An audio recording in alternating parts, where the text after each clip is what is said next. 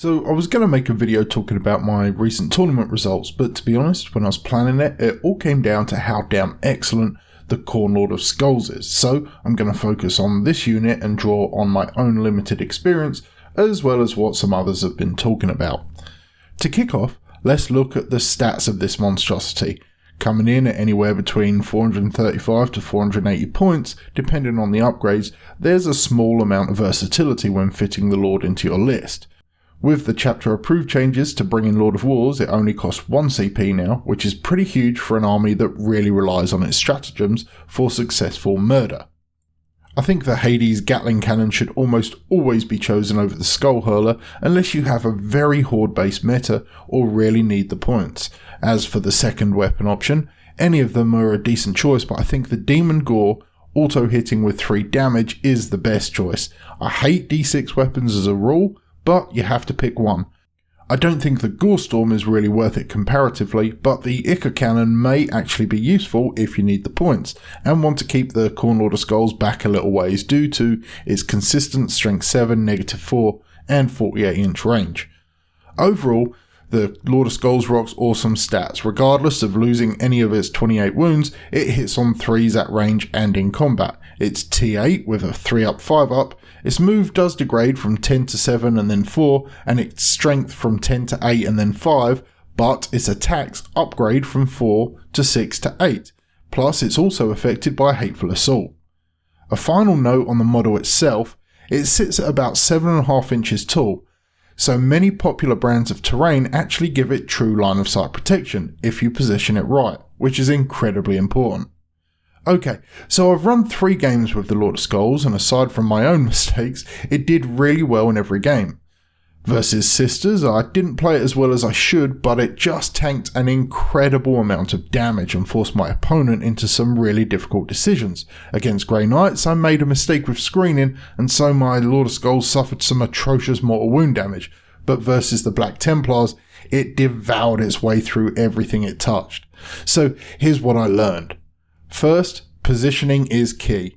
Even with such a hench stat line, the Lord of Skulls will still take damage like anything else. Lacking a Feel No Pain or damage reducer, enough focused bolt fire or equivalent will begin to harm the Lord of Skulls. Whilst it does get more dangerous combat-wise as it degrades, harming its movement is a huge limiting factor, as it could potentially never get to utilise its ridiculous prowess.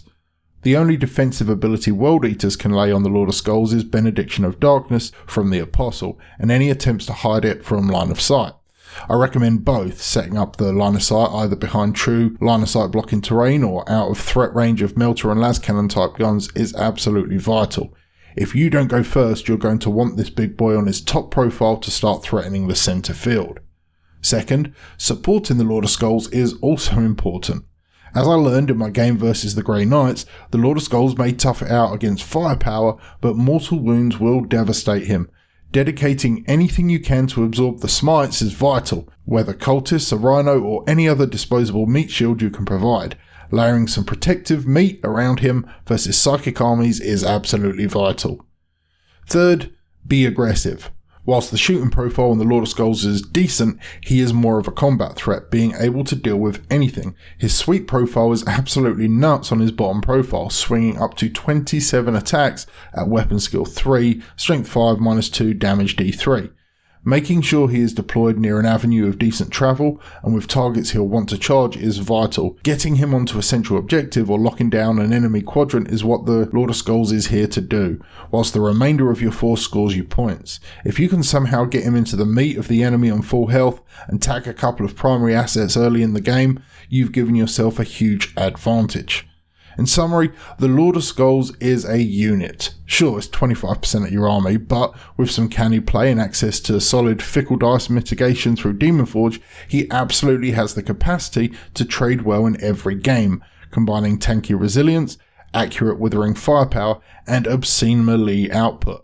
I managed to grab mine at an absolute steal on eBay, and whilst I normally don't recommend picking up units in our current pre-codex state, I think the Lord of Skulls is enough of a cool unit, if you can handle the ghastly model, that he'll look cool on your shelf and be worth having for those moments of meta fitness that pop up once in a while.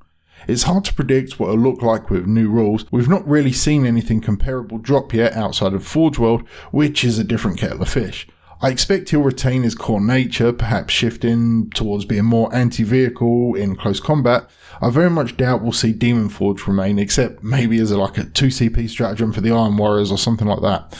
As a Khorne locked model, I would like to see him natively get some kind of anti-psyker buff, whether a -1 to powers within 12 inches, or the Scorpion-like Feel No Pain versus Psychic damage. Anything like that would be tremendous.